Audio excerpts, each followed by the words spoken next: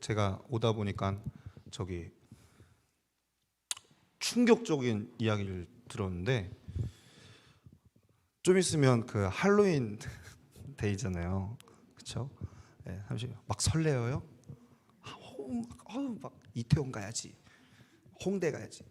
여러 할로윈 데이잖아요. 근데 제가 지금 주중에 화요일부터 금요일까지 오전에 제가 천하에서 개척교회를 섬기고 있기 때문에 아르바이트를 좀 합니다. 아르바이트를 하는데 아파트 단지 내에서 이제 아르바이트를 하는데, 이제 저는 그런 단지를 처음 봤어요. 아파트 단지인데 관리 이제 사무소, 아파트 관리 사무소가 있을 거 아닙니까? 관리 사무소에서 주관을 해가지고 지역 무슨 행사를 하더라고요. 그래서 단지 안에서의 행사.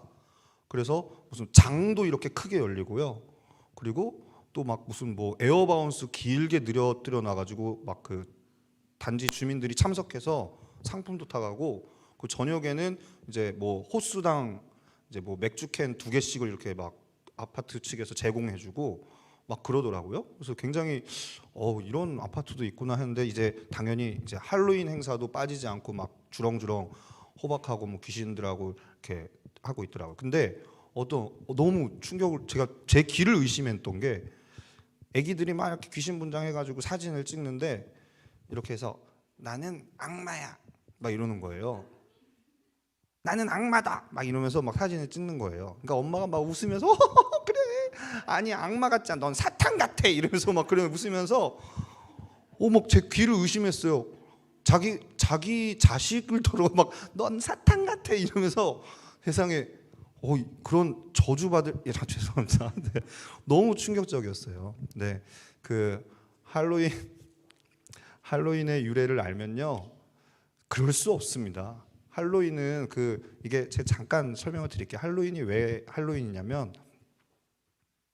11월 1일 켈트족이라고 하는 옛날 종족이 있었는데, 켈트족에서는 어떤 숭배를 했냐면 11월 1일에 11월 1일이 우리로 치면은 1월 1일이에요. 새해 첫날. 그렇기 때문에 11월 1일에는 귀신들이 이제 11월 1일 새해 맞기 전에 그 전날인 10월 31일에 귀신들이 이제 나와서 어떤 사람들의 몸에 들어갈까 하여 이제 돌아다니는 그런 이제 관념이 그들에게 있는 겁니다. 그렇기 때문에 사람들이 자기의 몸에 악령이 들어오지 않기를 바라는 마음으로 귀신 분장을 하고 돌아다닌다 해서, 그게 기원이 돼서 10월 30일 날 너도 나도 다 귀신 분장을 하고 돌아다니는 원력이거든요. 그런데 10월 30일은요 사실은 그런 귀신 숭배하고 너가 귀신 닮았느니 사탄 닮았느니 누가 더 귀신이랑 비슷하게 분장했느니 이거 대결하는 날이 아니라, 우리 개혁교회에게는 종교개혁일이라는 굉장히 좋은 또 의미를 기를 수 있는 날이 있습니다. 네, 어쨌든 여러분들은 아마 이제 곧 월요일이 31일이죠? 아닌가요? 맞죠? 네. 31일 이전에 주말인 토요일, 오늘 토요일, 내일 주일 해가지고 굉장히 젊은 학생들과 청년들이 홍대로 이태원으로 가서 다 네가 귀신 분장 잘했느니 내가 귀신 분장 잘했느니 하면서 추억을 남기고 있을 텐데, 그런 추억이랑 남기지 않고 이 자리로 나오신 여러분들이 너무나 아름답습니다. 그렇죠. 이 자리에 나오는데도 난 예배의 자리는 지켜야겠고 할로윈도 놓칠 수 없어, 귀신 분장하고 이 자리에 나오신 분이 없어서 너무 다행인 것 같고 반쪽 마음을 가지고 나오신 분이 있을까봐. 네, 아무튼 너무 감사합니다. 우리 옆 사람하고 이렇게 인사해 주셨으면 좋겠습니다. 오늘 예배 주님만 기대합시다 하는 마음으로, 네, 주님만 기대합시다. 네, 우리 말씀 한 구절만 보겠습니다. 에스라서 10장입니다. 에스라서 10장. 에스라서는 찾기가 어려운 위치에 있어요. 그래서 시간을 좀 더 드릴게요. 에스라서 10장. 저도 잘 못 찾아요. 에스라서 1절부터 4절 말씀까지. 에스라서 10장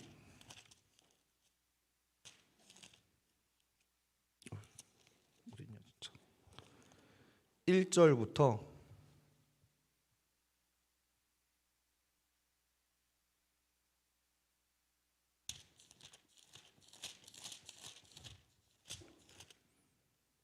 4절까지 우리 한 목소리로 같이 읽을까요? 시작. 에스라가 하나님의 성전 앞에 엎드려 울며 기도하여 죄를 자복할 때에 많은 백성이 크게 통곡하매 이스라엘 중에서 백성의 남녀와 어린 아이의 큰 무리가 그 앞에 모인지라. 엘람 자손 중 여히엘의 아들 스가냐가 에스라에게 이르되 우리가 우리 하나님께 범죄하여 이 땅 이방 여자를 맞이하여 아내로 삼았으나 이스라엘에게 아직도 소망이 있나니 곧 내 주의 교훈을 따르며 우리 하나님의 명령을 떨며 준행하는 자의 가르침을 따라 이 모든 아내와 그들의 소생을 다 내보내기로 우리 하나님과 언약을 세우고 율법대로 행할 것이라. 이는 당신이 주장할 일이니 일어나소서 우리가 도우리니 힘써 행하소서 하니라. 아멘. 아멘. 10장 1절에 보면요, 에스라라고 하는 이 한 사람이 등장하는데 이 에스라가 대성통곡하는 장면이 나옵니다. 대성통곡을 하는데 무슨 일이 있었는지 궁금하죠? 저만 궁금해요? 우리 둘만 궁금한 것 같은데.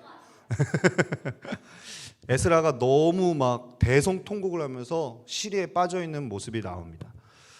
이 울음에 대한 근거가 9장에 나오는데 에스라의 표현을 빌어서 이야기하자면 기가 막혀서 이런 표현을 쓰고요. 그리고 낯이 뜨거워서 부끄럽다라는 표현을 이렇게 씁니다. 그러니까 이 모양 이 꼴, 아우 진짜 쪽팔려 죽겠네. 이 지경인 이 마당에 무슨 말을 내가 하겠습니까? 하면서 통곡하면서 이런 울음의 배경에 아무튼 이런 표현을 쓰는 게 에스라서에 나옵니다. 뭐가 이렇게 에스라에게 뭐가 그렇게 억울해서 뭐가 그렇게 분통이 터져서 이렇게 대성통곡하면서 울고 있는지 우리가 오늘 한번 살펴봤으면 좋겠는데요. 구약 성경은요, 우리가 잘 아는 것처럼 아브라함과 하나님과의 맺은 그 언약을 토대로 한 이스라엘 민족에 관한 역사책입니다. 그러니까 이스라엘에 대한 이야기로 가득 차 있는 거 잘 알고 계시죠? 네. 근데 이 축복의 씨앗이었던 이스라엘이 성공했습니까? 실패했습니까? 실패했죠. 완전히 실패했죠. 그래서 하나님을 완전히 반역하고 떠나버린 이스라엘이 되어버렸어요.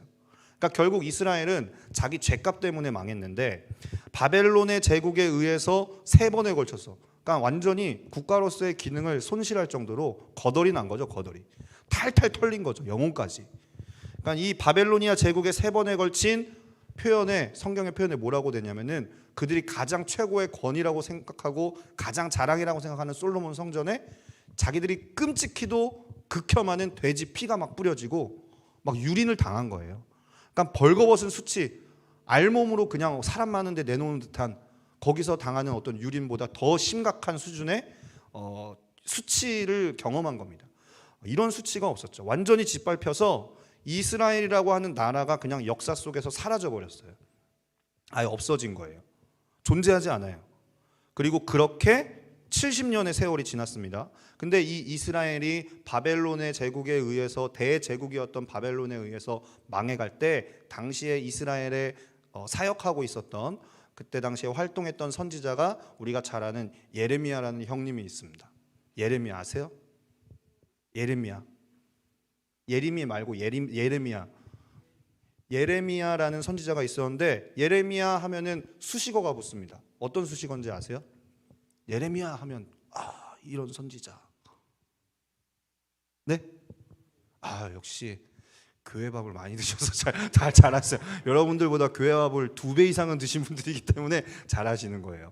눈물의 선지자라는 타이틀이 붙어요. 눈물의 선지자. 그러니까 뭐 눈물 연기를 잘해서 눈물의 선지자인가 이게 아니고, 예레미야 서가 있고 또 어떤 예레미야 비슷한 그 또 성경 애가가 있어요. 애가. 예레미야 애가는 어떤 성경책이냐면은 눈물 애자를 써서 그러니까 완전히 그냥 시리에 빠진 그 예레미야가 눈물을 흘리면서 쓴 애가. 그러니까 그 우리가 막 여러분들 그 남자한테 차이면 막 슬퍼가지고 그 노래 가사가 다 내 얘기 같고 막 그렇잖아요. 나만 그랬나? 저만 그랬나 봐요. 여러분 뭐 안 차여봤어요? 다들 대단해. 그 막 그런 그 노랫말 가사 하나 하나가 막 구구절절 막 들리고 가슴을 후벼파고 밤에 잠도 안 오고. 근데 예레미야에게는 뭐였냐면은 눈앞에서 이스라엘 백성 내가 섬기고 있는, 내가 사랑하는 나의 조국 이스라엘 백성이 무참하게 짓밟히고 지구상에서 아예 멸절되어가는 그 장면을 자기 눈으로 똑똑히 목도한 사람인 거예요. 그러니까 탄식을 낼 수밖에 없죠. 그래서 정말 애통한 고통을 노래한 시 중에 이렇게 진짜 어떻게 그 사람의 심정을 가사로 표현할 수 있을까? 이것을 넘어설 수 있는 시가 없을 만큼, 왜냐하면 이거는 그냥 사랑을 노래하는 이별에서 슬픈 그런 감성적인 시가 아니라 자기가 눈으로 봤잖아요. 우리 민족이 어떻게 망하는지. 그러니까 그 에레미야 애가에서 그냥 그 에레미야의 어떤 그 구구절절한 그 애통함이 묻어있는 표현 중에 창자가 끊어지는 것 같다라는 표현을 쓸 정도로 너무 괴로운 거예요. 내 눈앞에서 나의 사랑하는 조국이 망해가는 것을 본다는 것이. 그러니까 그 고통과 애통함이 실제적인 고백이 된 성경이 에레미야 애가서인 거죠. 읽어보셨을 거라 믿습니다. 대답이 없으세요? 안 읽어보셨어요? 읽어보셨을 거라 믿을게요. 근데 이때 이 에레미야를 통해서 하나님께서 한 가닥 희망을 이야기하시는데, 약속을 해주시는데, 우리 한번 볼까요? 예레미야서 25장 11절에서 12절 말씀. 제 친절하게 오늘 여러분 집중 잘 하시라고 이렇게 준비했습니다. 네, 저 이런 거 잘 안 하는데 나도 이거 보고 해야겠다. 우리 11절 12절 같이 읽어보겠습니다. 시작. 이 모든 땅이 폐허가 되어 놀랄 일이 될 것이며 이 민족들은 70년 동안 바벨론의 왕을 섬기리라. 여호와의 말씀이니라. 70년이 끝나면 내가 바벨론의 왕과 그의 나라와 갈대아인의 땅을 그 죄악으로 말미암아 벌하여 영원히 폐허가 되게 하되. 아멘. 70년이 차면, 70년이 지나면, 그러니까 이게 아직 일어나지 않은 일에 대해서 예레미야를 통해서 하나님이 바벨론의 대제국에 의해 멸망해가고 있는 이스라엘 향한 예언인 거예요. 너네 지금 망해가고 있지만 70년이 지나면 내가 반드시 너희를 회복시킬 거야. 이 하나님의 약속인 거예요. 여러분, 그래서 인간은 실패했어도 하나님의 언약이 이렇게 여전히 살아있기 때문에 우리에게 소망이 있는 겁니다. 옆에 사람 보시면 소망이 없잖아요. 맞죠? 옆에 사람 보면은 소망이 없어요. 야, 이거 누굴 믿고 이렇게 사역을 해야 되나? 누굴 믿고 우리가 신앙생활을 해야 되나? 너무 오래 보지 마세요. 상처받으니까. 너무 막 괴롭고 꼴보기 싫고, 가끔 가다 보면 진짜 저 사람이 예수 믿는 건가 아닌가 의심이 되어지고. 인간은 소망이 없죠. 그러나 우리가 여전히 주님의 나라를 바라면서 찬양하고 예배드리고 주님 앞에 나아갈 수 있는 믿음의 근거가 어디에 있습니까? 좋은 신앙 공동체에 있지 아니하고 살아계신 하나님의 말씀에 있는 겁니다. 그래서 이게 우리의 소망인 거죠. 인간의 사랑은요, 잠깐 뭐 이렇게 사랑하는 것처럼 보여지고, 우리 이제 또 우리 리빌딩 워십에 내년에 경사가 되게 많거든요. 결혼한 커플이 2커플이나 있어요. 네. 네. 뭐 제가 감사할 얘기는 아니죠. 이렇게 하는데 신혼 때야 다 좋겠죠, 뭐. 그렇지 않겠어요? 막 그거를 막 기대하고 소망해서 저 사람이랑 살면 너무 행복할 거야 해서 하는 게 결혼 아니겠어요? 권사님들이 말씀 좀 해주세요. 그렇게 저 사람이랑 살면 헤어지기 싫으니까 결혼하는 거 아니에요? 집에 보내기 너무 싫어서 결혼하는 거 아니에요? 그냥 같이 살라고? 네. 그 1년 지나고 2년 지나고 3년 지나고. 그러니까 그 인간의 사랑의 끝을 멀리 가서 찾을 게 없고, 우리 부모님을 보면 정확히 알 수 있어. 아, 인간의 사랑은 시간이 지나면 저렇게 되는구나 라는 것을. 부모님도 사랑해서 결혼하셨는데 당연히 뜨거우셨겠죠. 막 꽁냥꽁냥하고 그러셨겠지. 근데 이제 더 이상 얘기 안 할게요. 그러지 않겠습니까? 인간의 사랑은 마치 그 열대지방의 사바나 기후 같아서요, 뭐가 이렇게 쏟아지면은 막 홍수처럼 그 우기가 되어지면은 강 줄기가 보여가지고 거기에 물이 막 모여서 막 에너지가 엄청난데, 건기가 되면은 물 한 방울 없어가지고 바짝 말라가지고 여기가 강인가 싶을 정도로 그래요. 인간의 사랑이 그래요. 넘칠 때는 넘치지만 그게 금방 오래 끊어진다는 것이 문제가 되어지는 거죠. 근데 하나님의 약속은 그렇지 않아요. 그 이스라엘 백성들이 자기의 죄값대로 꼴값대로 하나님의 은혜를 걷어찼을 때 예레미야를 통해서 하나님의 신실하신 언약의 말씀이 주어지는데 70년이 차면 내가 이 땅에 남은 나의 백성을 심을 것이다 하는 누구도 소망을 이야기할 수 없는 그 상황 가운데 주님이 일방적으로 약속을 하시는 거예요. 아무도 귀담아 듣지 않았죠. 우리 지금 다 망해가고 있는데 무슨 소리 하는 거예요, 예레미야 저거? 여기서 소망을 이야기한다고? 지금 우리가 완전히 성전에 돼지 피가 뿌려지고 사람들은 다 포로로 잡혀가고 있고 왕은 눈이 뽑히고 이러고 있는데 우리한테 소망을 이야기한다고? 우리 끝났어. 무슨 소망이 있어? 근데 예레미야는 하나님이 말씀하라고 하니까, 선포하라고 하니까 하는 거죠. 알아주지도 않아요. 근데 하나님은 당신께서 스스로 당신의 언약을 지키시는 하나님이십니다. 아멘이시죠? 그래서 주님에게 소망이 있는 것이고, 우리의 소망을 이야기하라고 한다면 소망을 어디다 둬야 됩니까? 물어본다면 그것은 영원하신 하나님의 말씀인 거예요. 약속대로 70년이 찼을 때 이스라엘 없어졌습니다. 지구상에 흔적도 남지 않았어요. 그런데 포로로 잡혀간 몇몇 살아남은 그 이방 포로들만이 목숨을 근근히 노예로서 연명해 가고 있는 거예요. 이방 땅에서. 페르시아, 그러니까 그 성경에 보면요, 페르시아의 바사, 아니면은 바벨론, 메데, 이런 여러 가지 페르시아 이런 표현이 나오는데 헷갈려하지 마세요. 다 똑같은 나라예요. 그런데 그 언어에 따라서 표현이 좀 다를 뿐이지 페르시아, 바사, 바벨론, 메데 다 똑같은 나라예요. 그러니까 페르시아의 왕 고레스라고 하는 사람이 등극하게 되었을 때에 예언대로, 여러분 고레스라고 하는 이름 자체가 성경에 이미 예언되어져서 70년이 차면 고레스라고 하는 왕을 통해서 이스라엘 포로 귀환이 이루어질 거야 라는 것이 예언되었어요.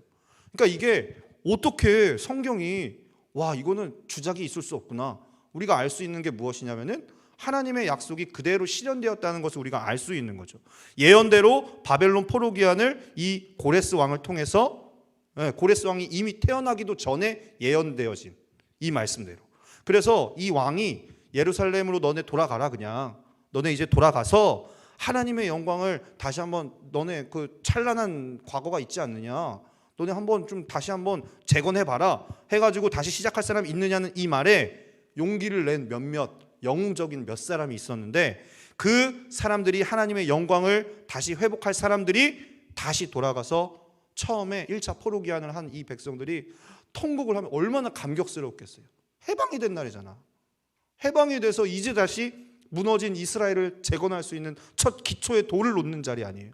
다 무너져버린 성전 터에 남아서 황폐해진 그 성전 터 위에 앉아서 막 통곡하면서 울면서 포로로 끌려간 사람 중에, 그 사람들 중에서는 솔로몬 성전의 영광을 기억하고 있는 사람들도 있거든. 나이가 많이 들었지만 과거에 그 어마어마한 우리 조상 솔로몬의 그 대단했던, 위엄이 넘쳐났던 그 아름다운 성전의 터만 남은, 거기서 이제 이 늙은 사람들이 초라해진, 아무것도 없는 황폐해진 성전 터를 바라보면서 통곡을 하면서, 애통해하면서, 슬픔 가운데 악소리를 지르면서 그렇게 1차 포로 귀환이 시작되어진 거예요.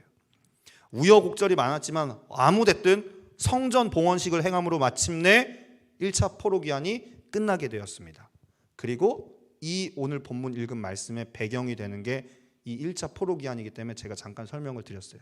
에스라서에서는요, 희한하게 이 1차 포로 귀환한 이야기가 1장부터 6장까지 나오고 에스라는 7장에 처음 등장해요.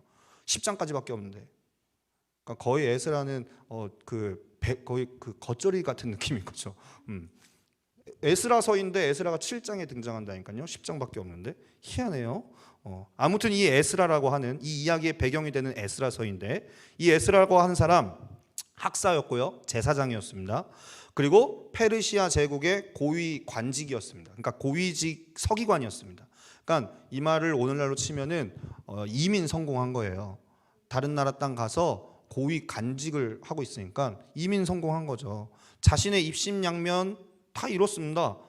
이제 더 바랄 거 없어 보이는 그런 삶을 살아갈 수 있는 이런 사람이었습니다. 역사 속으로 사라져버린 조국이긴 하지만 이미 끝난 거 어떡하겠어요. 지나간 거. 그게 무슨 소용이 있겠어. 이스라엘에 관한 역사는 이 사람의 더 이상의 관심의 대상이 될 수가 없어요. 왜냐하면 앞으로 잘 먹고 잘 사는 게 중요하지 과거에 누렸던 영광 기억해서 뭐 하겠어요. 배만 아프지. 그러나 마치 쓰레기 더미 속에서 진주를 찾는 것 같이 하나님이 이 에스라라고 하는 이 사람을 이스라엘 중에 남겨두신 거예요. 에스라에게는 더 이상 관심 두지 않아도 전혀 사는데 지장이 없지 않습니까? 우리도 마찬가지 아니겠어요? 감사하죠. 과거에 있었던 일들 기억하면서 기리고 기념하고 좋죠. 근데 그게 내 미래에 영향을 줍니까? 과거에 우리의 조상들이 일어났던 세종대왕님이 한글 창제하신 거 대단하신 일이죠. 근데 그걸로 어떻게 우리의 미래에 뭘 어떻게 하고 삽니까? 현실은 현실이지 않겠어요? 이 에스라에게도 마찬가지인 거예요. 더 이상 관심 두지 않아도 전혀 먹고 사는데 지장이 없고 그럴 필요가 없는 사람이에요. 알아봐야 속만 상하죠. 근데 이 과거의 조상들의 이야기가 희한하게 이 에스라가 궁금한 거예요. 왜 그랬지? 아무도 관심 가져주지도 않고 제대로 알지도 못해. 사람들이 다들 기억하기도 싫은 끔찍한 과거를 그 이스라엘이 왜 망해버렸는지에 대한 이 이유가 이 에스라가 너무 갑자기 궁금한 거예요. 왜 망했지? 아니 옛적 하나님의 임재의 영광이 가득했었던 그 아름다운 솔로몬의 성전, 더 나아가서 그 고대 주변 이방 국가들을 벌벌 떨게 만들었던, 여러분 기억하시잖아요. 다윗 왕의 권세가 얼마나 세력을 떨쳤었는지. 그렇게 강력했던 그 다윗의 왕국이었던 이 이스라엘이 왜 망했지? 고대 근동의 그 이방 신흥 국가들의 세력에 의해서 망했나? 정치적인 힘 때문에 망했나? 군사들이 새로운 어떤 무기가 그것 때문에 망했나? 왜 망했지? 궁금한 거예요. 그럼 그가 아무도 관심 가져주지도 않고 쓸모도 필요도 없는 옛날 다 망해버린 이스라엘의 율법을 연구하기 시작했는데 거기서 깜짝 놀란 거예요. 충격을 받은 거예요. 왜냐하면 1.1핵도 빗나가지 않고 그 율법의 예언대로 성취되어진 자기의 꼴값대로 망해버린 이스라엘의 역사의 조각조각이 하나의 흔들림 없이 하나님의 말씀대로 이루어진 이스라엘이 망한 이유가 우연히 되어진 거 아니고요. 신흥 강국의 이방 나라의 세력에 의해서 되어진 게 아니고 하나님을 잃어버린 것, 하나님의 말씀을 내팽개쳐버린 것, 진리를 결론 삼지 않고 자기들 마음에 원하는 대로 온갖 악행을 다 저질러버렸던 그것 때문에 망했구나. 그 이유를 에스라가 발견한 거예요. 그뿐만이 아니고 망할 길뿐만이 아니라 살 소망도 거기서 발견했던 거죠. 역사 속으로 사라진 이스라엘이에요. 흔적도 남지 않은 채 다 무너져버린 성전의 그 터만 남았습니다. 그리고 팔려간 포로 입장에서 학사나 제사장이라는 직함이 무슨 소용이 있겠습니까? 뭐가 그에게 그 프라이드가 되겠어요? 그러나 이 에스라는 그 혹독한 밤에 새벽별처럼 결심합니다. 에스라서 7장 10절 말씀, 우리 함께 믿음으로 같이 봉독했으면 좋겠습니다. 시작. 에스라가 여호와의 율법을 연구하여 준행하며 율례와 규례를 이스라엘에게 가르치기로 결심하였더라. 아멘. 에스라가 결심한 거야. 여기에 살 소망이 있구나. 이 율법을 우리 사랑하는 다음 세대들에게 가르쳐야겠구나. 그게 소망이구나.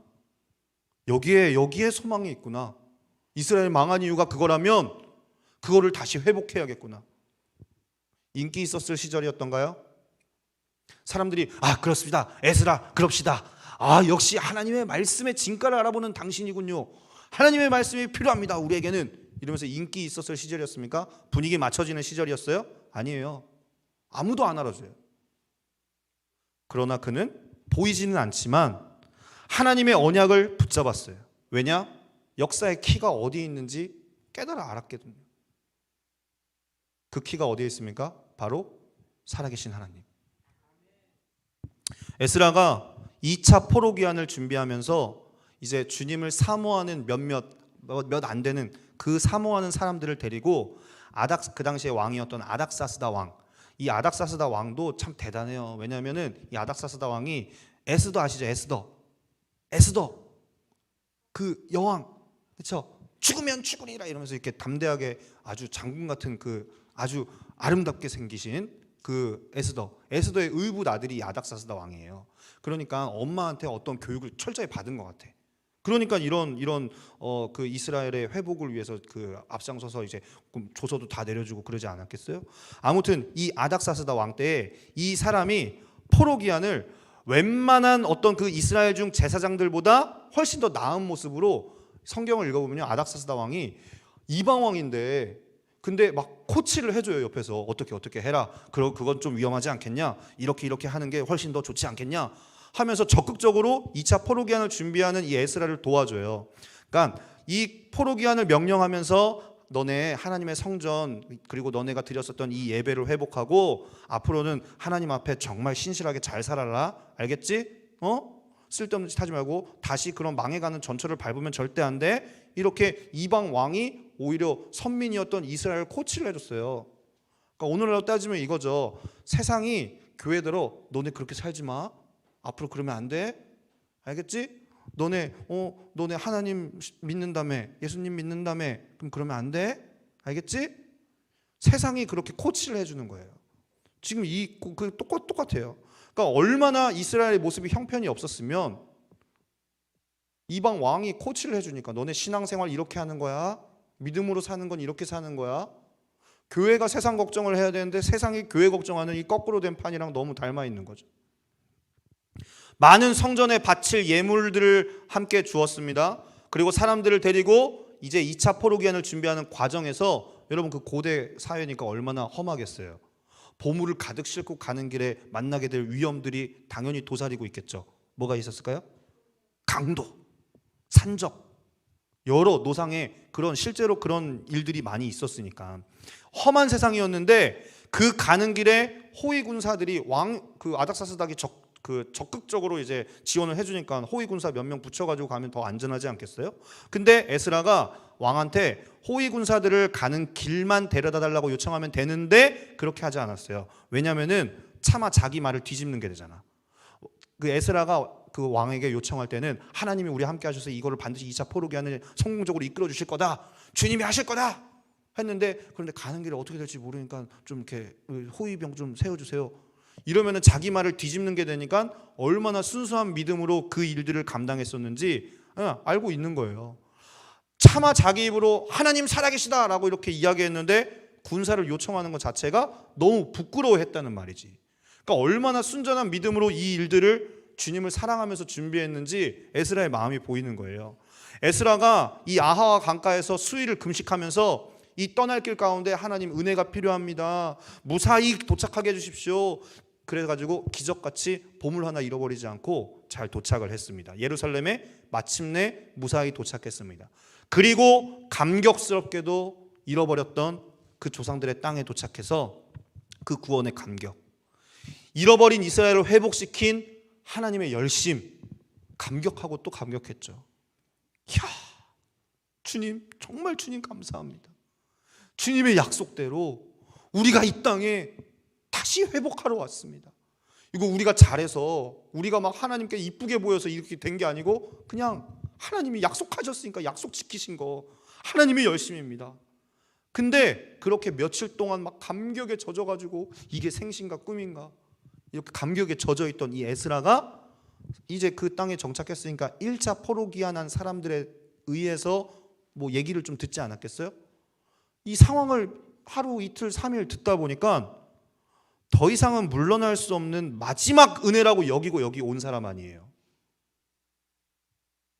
그렇게 다음 세대들에게 다시 한번 하나님의 영광을 재현하고자 마지막 은혜라고 생각하고 주님 기회 주신 거다 생각하고 여기 온 사람 아니에요. 근데 1차 포로기안한 후에 성전을 봉헌한 그 사람들에 대한 이야기를 듣다가 에스라가 털썩 주저앉은 거예요. 그게 에스라서 9장에 나와요. 그리고서 에스라의 눈물의 통곡이 시작되는 겁니다. 똑같은 짓을 또 하고 있더라고. 왜 망했는지 알면서, 그리고 하나님의 은혜로 우리가 여기 도착했다라는 것도 알면서 1차 포로 기한했던 그 인간들이 똑같은 짓을 또 하고 있는 거예요.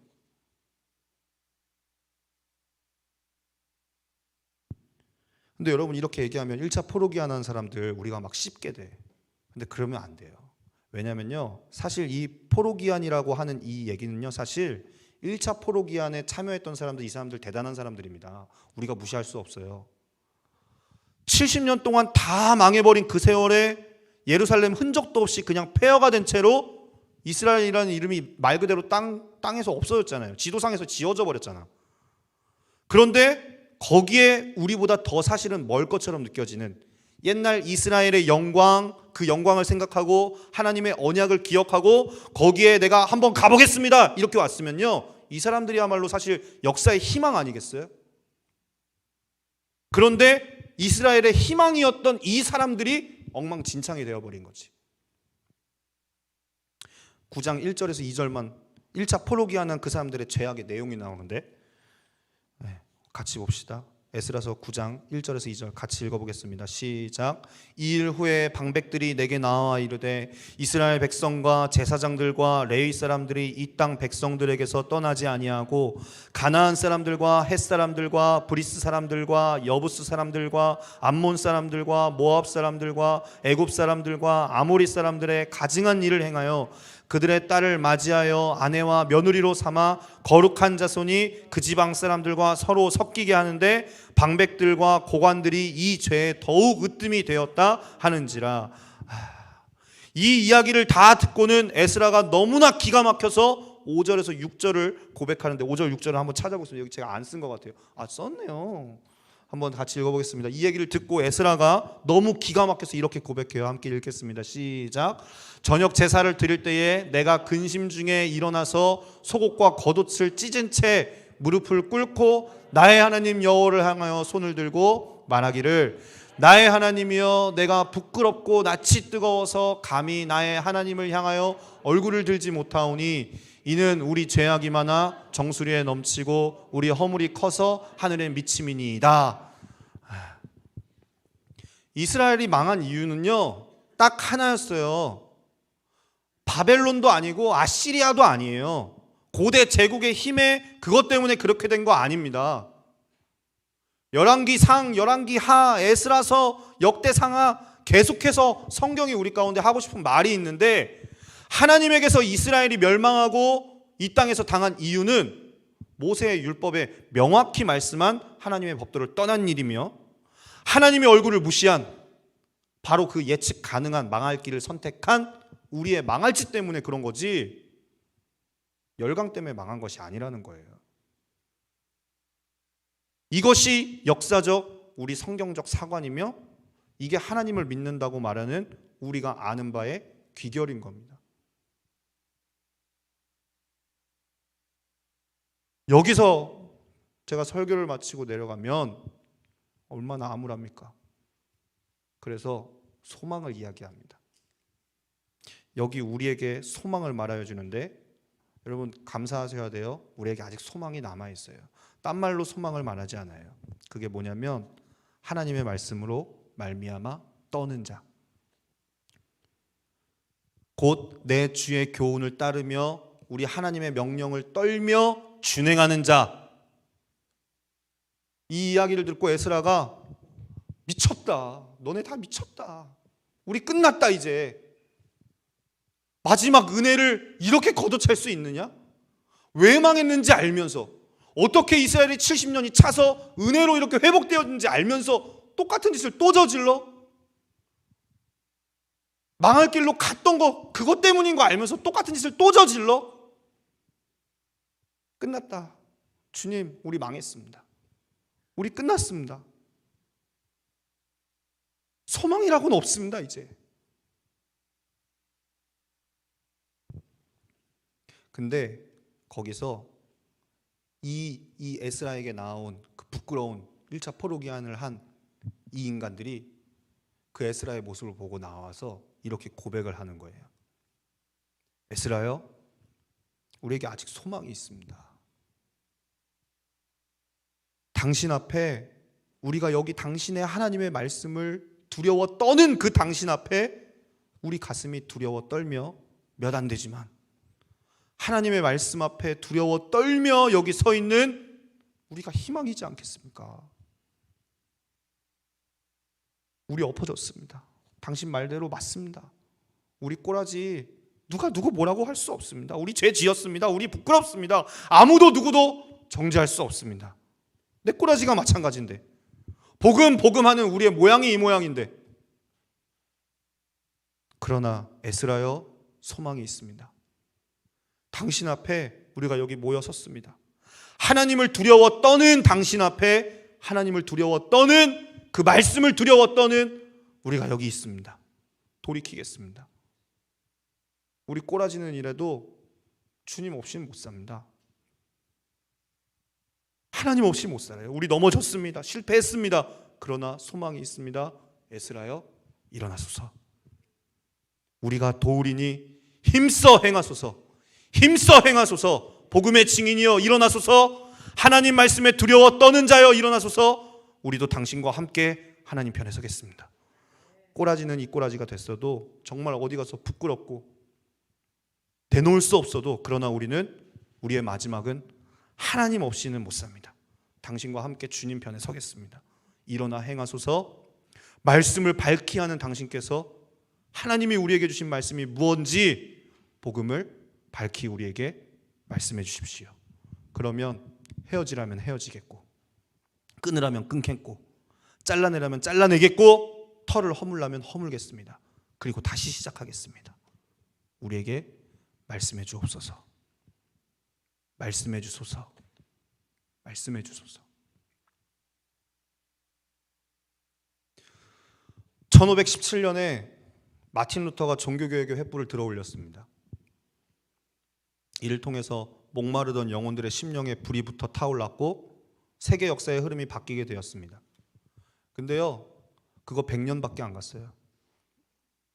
그 종교개혁이 일어난 이후에 100년이 지나고 나서 그 위대한 종교개혁의 역사도 복음에서 떠나서 또다시 교회가 생명력을 잃어버리고 교리만 남아버린 형편없는 모습으로 다시 추락했습니다. 양심이 마비된 채 탈선하고는 성직자들이 늘어나기 시작했고요.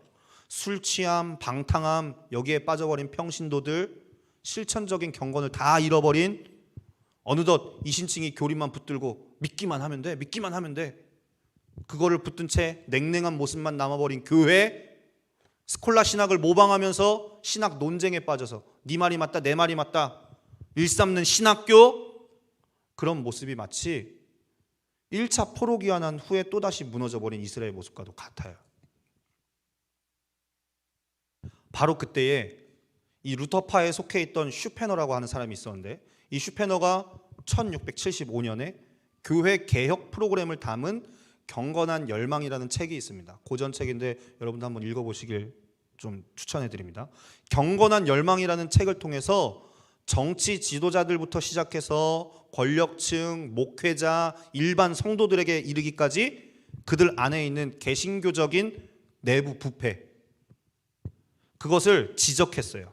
이른바 제2의 종교개혁이죠. 그래서 이 제2의 종교개혁이라고 불리우는 경건주의 운동이 그때부터 시작되었는데, 그거로 인해서 교회가 다시 일어날 수가 있었습니다. 그러자 경건의 모임들이 계속 일어났고요. 사람들이 버려뒀던 성경을 다시 손에 들기 시작했습니다. 한 번도 거듭나 본 적도 없었고, 복음이 실제가 되지 않아서 종교적 삶의 회의를 느끼던 이 프랑케라는 이 젊은 교수도 이를 통해서 주님을 만나 거듭났습니다.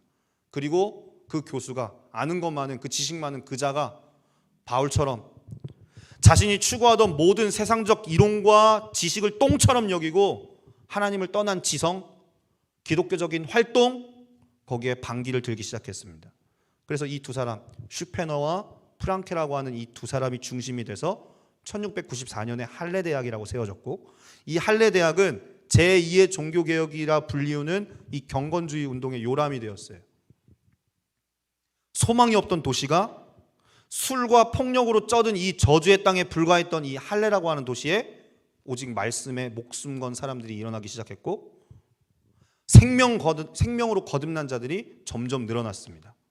오직 복음, 오직 성경, 이로 인한 철저한 중생, 거듭난 자들, 변화된 삶, 거룩한 삶을 최우선의 가치로 삼는 자들, 그 사람들이 진리에 그들이 순종하기 시작했어요.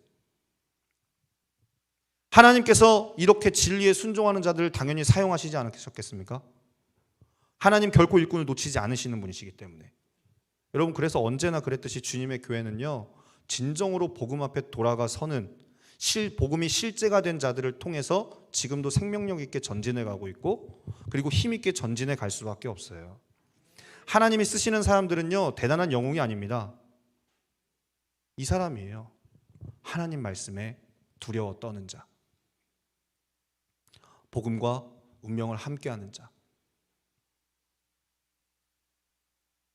이런 참 증인들이었습니다. 여러분들이 믿는 기독교는 뭡니까?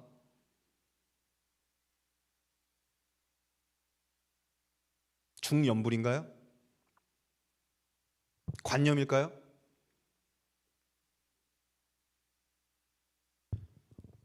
언제든지 뒤로 밀어놓을 수 있는 그 복음인가요? 내 삶을 윤택하게 해주는데 필요한 도구인가요?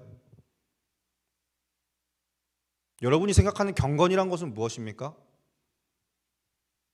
분별할 수 있는 지혜가 우리에겐 없어요. 그래서 복음을 알아야 된다고요. 더 깊이 알아야 된다고요. 대강 믿고 있겠지. 부정하니까 좋은 마음으로 받아들이고 있으니까 난 믿는 거겠지. 성경 어디에 그게 믿음이라고 써 있습니까? 바라는 게 실상이 된 게 믿음이에요. 보지 못한 것들의 증거가 되는 게 믿음입니다. 히브리서에 의하면. 근데 믿음이 한 번도 우리의 삶에 실제가 된 적이 없어. 할로윈, 전사님 그냥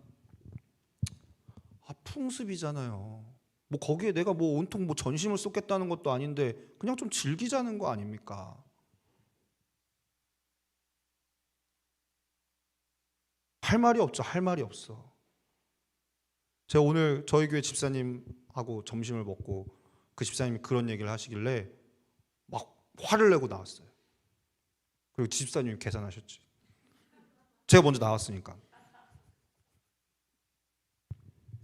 그 집사님이 학교에서 근무를 하시는데 아무렇지 않게 얘기를 하시는 거예요. 할로윈 아이들 그냥 즐거우면 됐죠. 애들이 좋아하니까. 다 내주겠네. 애들이 즐거워하면. 하나 이거 내주고 저거 내주고 이거 내준 다음에 다 내주고 그리고 다 빼앗기는 거죠. 뭐 분별함이 없어요. 교회 안에. 믿는다고 말하는 우리 안에도 이런 분별함이 없는 거예요. 이런 얘기하면은 꼰대라고 해요. 제가 그 얘기를 막 듣기 싫어하다가 어느 날 기도하는데 주님이 막 그런 감동을 주셨어요.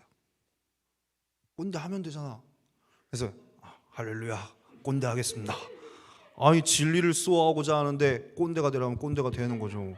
그 뭐 나쁜 그것도 아니고. 그래서 그냥 그때부터는 그냥 내가 꼰대짓 하겠다. 해서 이런 거 그냥 넘어갈 수 없는 중요한 문제라 이 말입니다.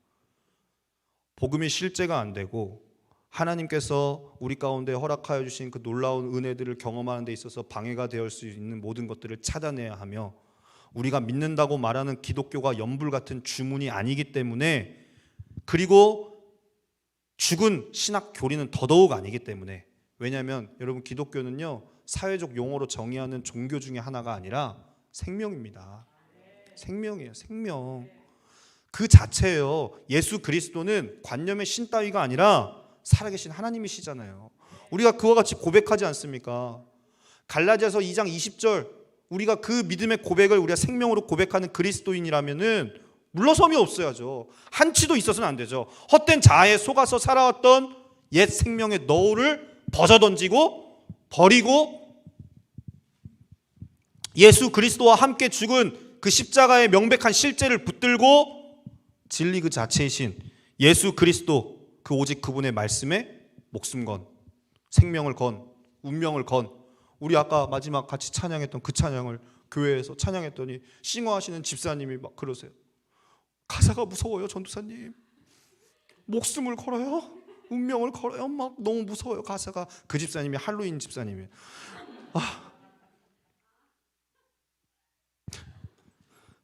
집사님, 믿음은 이도저도 아닌 믿음 없습니다. 적당하게 이거 없어요. 100%입니다. 목숨 걸어야죠. 제가 좀 오바해서 심하게 얘기하자면, 여러분 목숨 안 걸었으면 믿음 아니에요. 그거 목숨 안 걸었으면 믿음 아니에요. 할 수 있냐 없냐, 그 예수 그리스도 그분의 말씀에 목숨 걸 수 있냐 없냐, 이거 논할 문제가 아니에요. 왜냐면은 오직 내 안에 살아계시고 참되신 그 하나님께 모든 존재를 드릴 때, CCM 가사대로 나의 모든 걸 드릴 때 내 삶은 역사가 되는 것이죠. 에스라가 그러했습니다. 이 사람 자신에게서 눈을 들어서 살아계신 하나님의 말씀에 목숨 걸었어요. 인기 있어서 사람들이 많이 가니까 대세를 따라서 간 거 아니었고 유행 따라 간 거 아니었습니다. 그래서 그의 비극적인 상황과 조건, 포로로 잡혀간 학사나 제사장이라는 이 타이틀이 더 이상 자기 연민의 도구가 될 수 없었던 거죠. 주님, 저는 지금 순종하고 싶은데 제 상황이 이러저러해서 지금 순종할 수 없습니다. 이 문제 해결되면 순종할게요. 이거 좀 뒤로 얘기 좀 어떻게 잘 되면은 그 다음에 믿음으로 나아가 볼게요. 지켜보겠어요. 내년에 결혼하는 우리 리빌딩 월십 지체들. 왜냐하면 결혼하고 나서 수두두 떨어지는 사람들 너무나 많이 봤기 때문에. 지금 그 헌신과 열심과 그 신앙이 언제까지 가는지 한번 보겠어요. 진짜 너무 안타까워요. 무슨 20대용 복음이 따로 있고 30대용 복음이 따로 있고 40대용 복음이 따로 있나요? 그 시기마다 주님이 그 바꾸시는 건가? 복음의 말을 바꾸시는 분이신가요? 그렇지 않아요.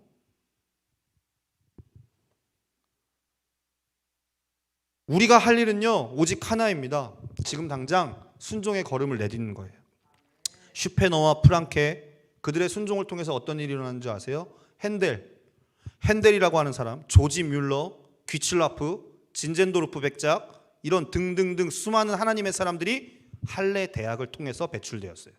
특히 이 진젠도르프 백작을 통해서 태어난 공동체가 있는데 모라비안이라는 공동체인데, 이 모라비안 공동체는 감리교 아시죠? 우리랑 교단은 다르지만 그 감리교 운동의 창시자가 된 요한 웨슬리에게 엄청난 영향을 준 공동체가 이 모라비안 공동체예요.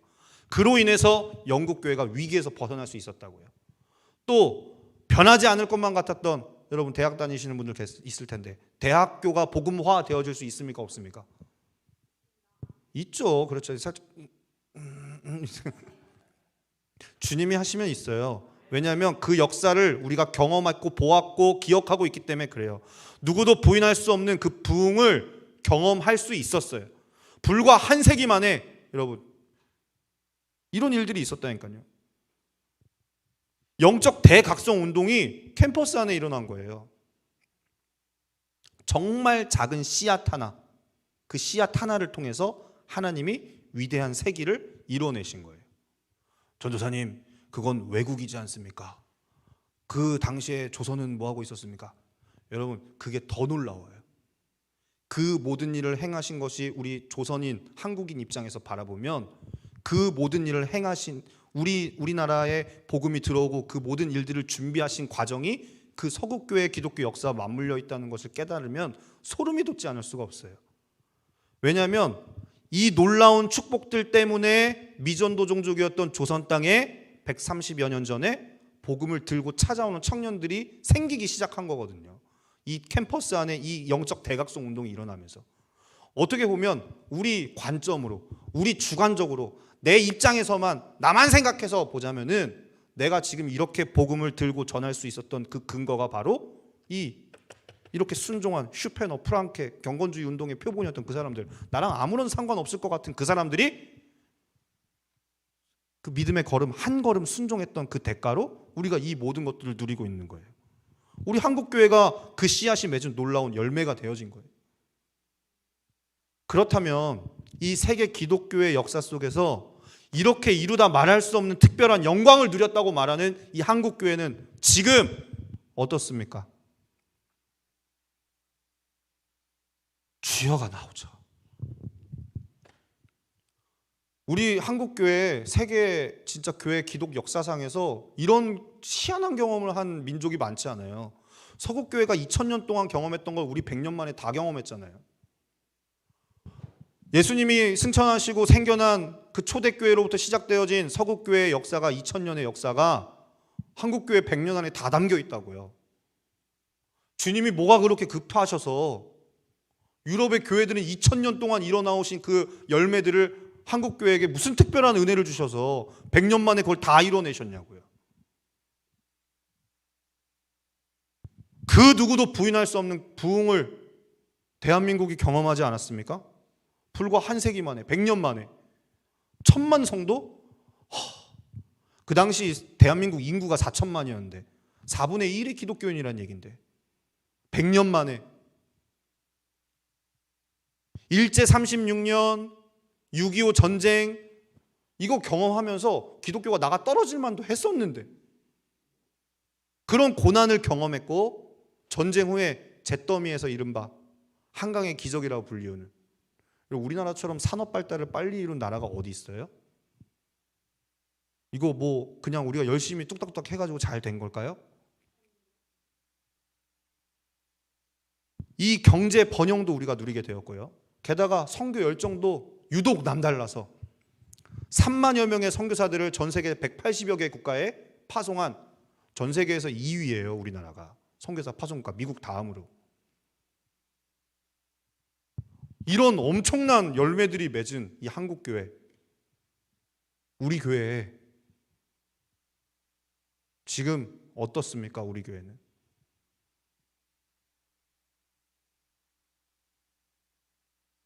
커졌죠.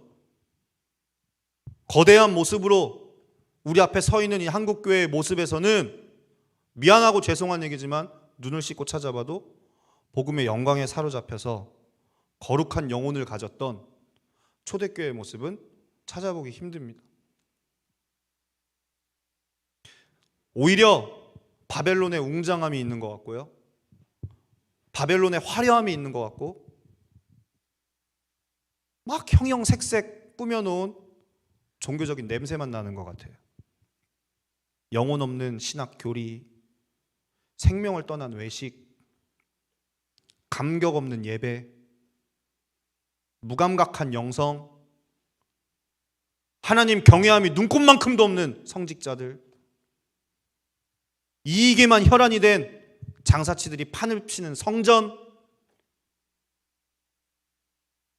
예수님이 여기에 다 분노하셨던 거 아닙니까? 2000년 전 예수님이 채찍질하시고 다 갈아엎으셨던 성전이, 예루살렘 성전이 다 이런 모습 아니었어요? 이런 조국교회의 모습을, 이 현실을 본다는 것이 우리에게 가슴 아픈 일이죠. 그러나요, 부끄럽고 연약하다고 해도 복음을 가진 교회는 역사의 유일한 해답을 가지고 있습니다. 말하면서도 부끄럽고 낯이 뜨겁고, 하나님은 놀랍게도 모든 인류를 살릴 마지막 키를 이렇게 부끄럽고 연약한 교회를 통해서 주셨어요. 그러므로 교회는 끊임없이 다시 복음 앞으로 반드시 돌아가야만 합니다. 기도의 자리에서 복음을 영화롭게 해야 합니다. 오직 말씀에 목숨 건 교회가 되어야만 합니다. 개혁교회는 항상 개혁되어야 한다. 수많은 개혁가들의 외침이었습니다. 개혁이란 다른 것을, 새로운 것을, 혁신적인 것을, 코로나 시대에 맞는 무언가를 새로운 걸 해보자는 게 아니라, 개혁은 원래 본래의 뜻이 원래로 돌아가자. 원래로 돌아가자. 뭔가 새로운 운동을 새로 창시하자가 아니라 원래로 돌아가자. 주님이 우리에게 주신 진리의 그 말씀, 성경으로 돌아가자. 그게 개혁의 가장 중요한 첫걸음이고 가장 중요한 핵심이다, 이 말이. 성경의 이스라엘의 역사, 그 세계 기독교의 역사, 그리고 또 이 한국교회의 역사를 돌아보면 우리 부끄러워서 할 말 없을 정도로 타락한 전철을 그대로 밟고 있지 않습니까? 그래서 망해버렸던 과거의 절차를 그대로 답습하고 있는 것을 부정할 수가 없어요. 나는 희한해요. 우리 목사님들 왜 그러시는지 모르겠어요. 다 망해버린 그 유럽교회 망해버린 전철을 왜 자꾸 굳이 끌고 와가지고 여기에 한국교회 접목하려고 하는지 모르겠어요. 그 시스템 다 망해버린 거 아니에요. 호주에서 망했고 유럽에서 다 망한 거 아니에요. 근데도 뭐가 그렇게 새로운 게 필요들 하셔가지고 주님이 다 주셨는데, 주님이 다 주셨잖아요. 십자가 복음 안에 모든 걸 담아 놓으신 거 아니에요? 주님이 2000년 전에는 다 이루셨지만 2000년 후에 그래 코로나 시대, AI 시대가 돌아야 하면서 이런 저런 것도 필요하지 않겠냐?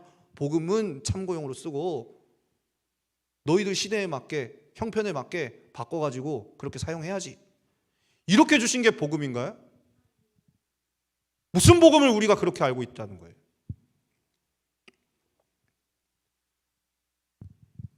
종교개혁, 제2의 종교개혁과 같은 진정한 개혁이 우리 가운데 너무나 절실합니다. 제가 앞서 말씀드린 바와 같이 2000년 서구교회의 역사를 한국교회 100년 만에 다 경험했다 했는데 한 가지 경험하지 못한 것이 있는데 그게 바로 종교개혁이에요. 한국교회는 이제 개혁의 과제만을 남겨놓고 있습니다. 다 망해버린 자기들의 꼴값대로 망할 수밖에 없는 전철을 밟고 있는 한국교회에게 이제는 개혁의 은혜가 내려지기를 위해서 우리가 함께 기도하며 힘써야 할 것입니다. 그 개혁은 누구도 아니라 바로 나 자신부터 시작되어지는 거죠. 꼴값대로 그렇게 망할 수밖에 없는, 제주제에 무슨 개혁입니까? 그렇게 대단한 거 난 잘 몰라요. 여러분, 누군 자격이 있어서 말합니까? 우리가 무슨 자격이 돼서 개혁을 말할 수 있겠어요? 무슨 한국교회를 대표하는 사람도 아닌데 무슨 개혁을 이야기하겠어요? 이찬수 목사님 정도 되면 몰라도. 그러나 우리에게 그런 자격이 주어지지 않았기 때문에 개혁의 은혜를 구할 수는 있죠. 하나님, 저 자격 없습니다. 우리 누가 누구를 지적하고 누가 누구한테 뭐라고 합니까? 개혁의 은혜를 허락하여 주옵소서. 우리 한국교회 안에 필요한 회복이 우리 가운데 다시금 일어나게 하여 주옵소서. 이 이스라엘 백성들 주님 앞에 엎드려져서 우리 죄 지었습니다. 다 망했습니다. 그러나 에스라여 일어나소서. 말씀에 두려웠다는 당신 일어나소서. 우리가 끊으라면 끊겠고 앞으로 하지 말라고 하지 않으면 하지 않겠고 돌아서라고 하면 돌아서겠습니다. 실제로 에스라서 이후에 나오는 그 뒤에 장을 보시면은 이스라엘 백성들이 다 해요. 그래서 이방 여인과 결혼한 그 모든 조사를 끝낸 후에 다 결별하기로 해요.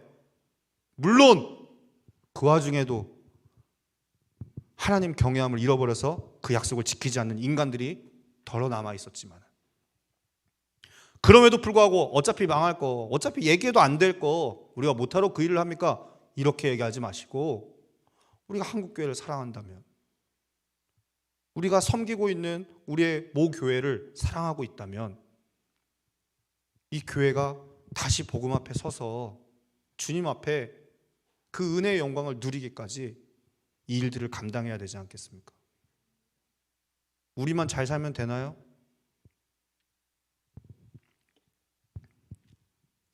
두려워하지 마시길 바라요. 이미 주님은 좌표와 같은 사람들을 통해서 그 일을 준비하고 계십니다. 바알 앞에 무릎 꿇지 않은 7,000인을 남겨두시고 너 혼자가 아니다. 그래서 그 믿음의 사람들을 계속해서 주님이 준비하고 계시기 때문에 이제 우리의 작은 순종이 필요한 것이죠. 혼자서 못해요. 혼자서 못해요. 같이 해야 돼요, 이거.